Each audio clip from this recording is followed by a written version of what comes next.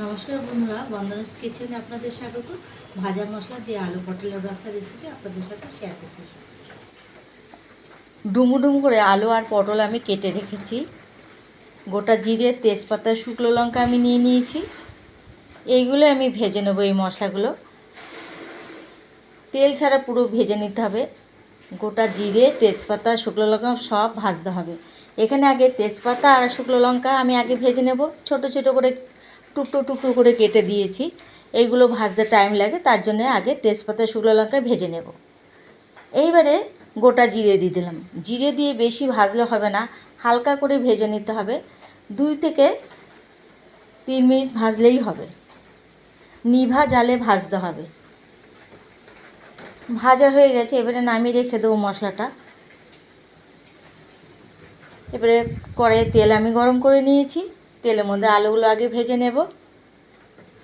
আলু ভাজার সময় একটু নুন দেব, তাহলে আলু ভাজাটা ভালো হয়, আলুটা তাড়াতাড়ি সেদ্ধও হয়ে যায়। দেখুন আলু ভাজা হয়ে গেছে, তুলে রেখে দিলাম। ওই তেলের মধ্যে এবারে পটলগুলো ভেজে নেব।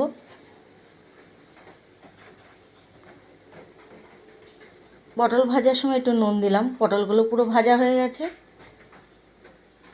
আমি যে আলুগুলো পুরো ভেজে রেখেছিলাম, সেই আলু এই পটলের মধ্যে ঢেলে দেবো। ঢেলে দিয়ে একটু নাড়াচাড়া করে নিলাম। পরিমাণ করে নুন দিলাম। নুনটা গলে গেলেই হলুদ গুঁড়ো দিয়ে দেবো।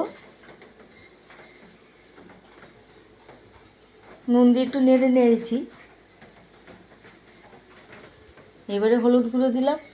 এই সুযোগে ভাজা মশলাগুলো আমি বেটে নিলাম। আমি মিক্সি বাটিতেই বাটলাম, আপনার ইচ্ছে করলে শিলবাটাও বেটে নিতে পারেন। বেশি মশলা হলে মিক্সি বাটিতে বাটা সহজ হয়, অল্প হলে শিলবাটায় বাটতে হয়। এখানে অনেকটাই মশলা, তাই আমি মিক্সিতেই বেটে নিলাম। বাটিটা ধুয়ে একটু জল দিলাম, অনেকটা মশলা লেগে আছে। যেহেতু ভাজা মশলা বেশি কষানো যাবে না, আগে থেকেই তো মশলাটা আমার ভাজা হয়ে গেছে, তাই হালকা হালকা করে নেড়ে নিভা আছে। তারপরে একটু জল দিয়ে দেব। একটু ভালো করে নেড়ে নিলাম। দেখুন কালারটা কি সুন্দর হয়ে গেছে।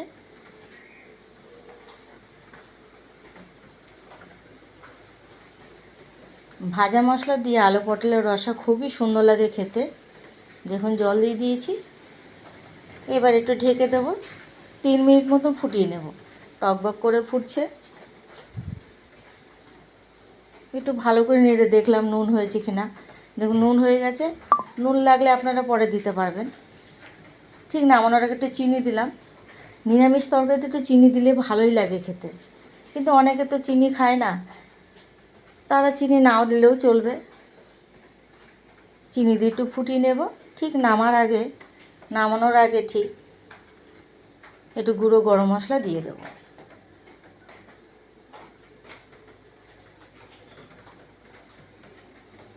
দেখুন গুঁড়ো গরম মশলা দিয়ে দিয়েছি। ভালো করে নেড়ে চেড়ে নিয়ে নামিয়ে রাখলেই হবে। ভাজা মশলা দিয়ে আলু পটলের রসা খুব সুন্দর লাগে খেতে। আপনারা বাড়িতে অবশ্যই তৈরি করে খাবেন এই রেসিপিটা।